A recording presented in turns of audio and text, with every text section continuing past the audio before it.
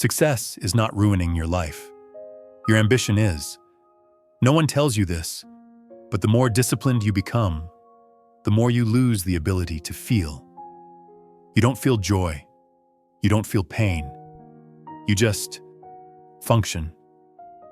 And the scariest part? Everyone around you calls this winning. This story isn't here to motivate you. It's here to expose what success does to you when no one is watching. If you're driven, focused, and proud of it, you might not like how this ends. Welcome to Share Life, a place where every story becomes a small mirror, reflecting ourselves. Here, we don't rush. We don't judge. We simply listen to what life is trying to teach us through the stories around us. And from them, we discover what is worth holding on to understand, to grow, and to live better each day. Thank you sincerely for listening. Follow the channel so we can continue exploring these stories together. Wishing you all the very best. He was the kind of man people called successful. His company was growing. Revenue was steady. His calendar was full. His name appeared in rooms where decisions mattered. When people spoke about discipline, ambition, and execution, they spoke about men like him. From the outside, his life looked complete. But every morning, when the alarm rang and light entered his expensive apartment, he felt nothing. No excitement, no resistance, no desire. He got out of bed, checked numbers, answered messages, moved from one task to the next. The system worked perfectly. He did not suffer. But he was not alive. Success came to him faster than inner maturity. He learned early how to set goals, push limits, and outperform expectations. Every milestone felt the same. Brief satisfaction, then silence. One achievement erased itself the moment the next goal appeared. When he raised capital, he thought this would change something. When the company hit a major revenue mark, he waited for meaning to arrive. It never did.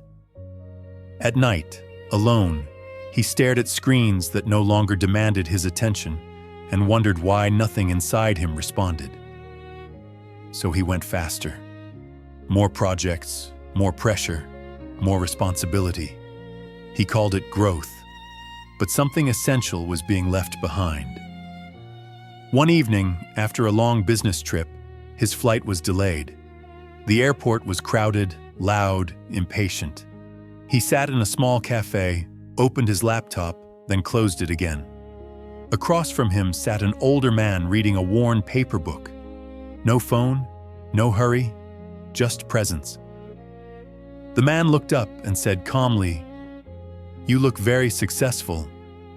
He nodded politely. Then the man asked, "But are you living?" The question landed without aggression, without drama, and that made it dangerous, because it touched something he had been avoiding for years. They talked. The man had once been a business owner too. He had built something big. Then one unexpected event destroyed everything. What followed forced him to face himself without titles, without metrics, without protection. Before leaving, the man said, "If you want to understand what you're missing, leave what defines you for a few days. No goals, no schedule, just observe." That night, in his hotel room, surrounded by comfort, he felt exhausted in a way sleep could not fix. Not tired from work, tired from emptiness. He agreed. He left his laptop behind. Removed the symbols of status he had grown attached to. For the first time in years, he had nowhere to be. The first days were uncomfortable. Without decisions to make, he felt useless. Without urgency, he felt anxious. But slowly, something shifted. He noticed things he had trained himself not to see. People laughing without purpose, meals shared without efficiency, time passing without needing justification. And then a strange realization arrived. No one here knew who he was, and he felt lighter because of it.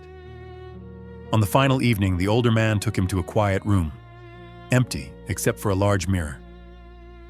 "Look," he said. At first, he saw what he always saw: control, intelligence, capability.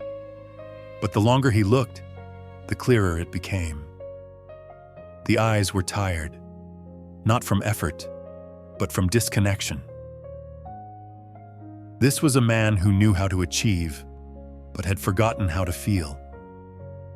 "You build companies well," the man said, "but you abandoned the experience of being human.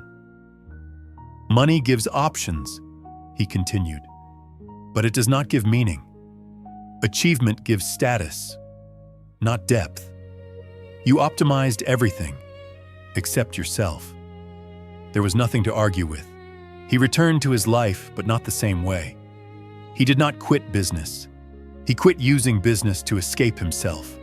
He chose fewer things, slower things, real things. Some days were still hard, some days were empty, but now he could feel them, and that changed everything.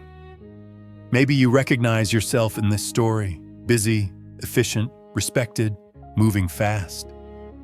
So ask yourself, honestly, when was the last time you felt alive, not accomplished? When was the last time you were present without producing? When was the last time you lived instead of performing? True wealth is not what you accumulate. It is what you are still able to feel. You don't lack motivation. You may be lacking experience as a human being, and no one can live that part for you. Thank you sincerely for listening. Follow the channel so we can continue exploring these stories together. Wishing you all the very best.